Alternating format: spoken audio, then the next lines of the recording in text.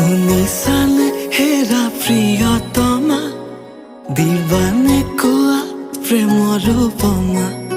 শুনাচোন শুনা প্ৰিয়তম, কাষলে আহাহিয়া খুলি কম, তোমাক বহুত ভাল পাওঁ।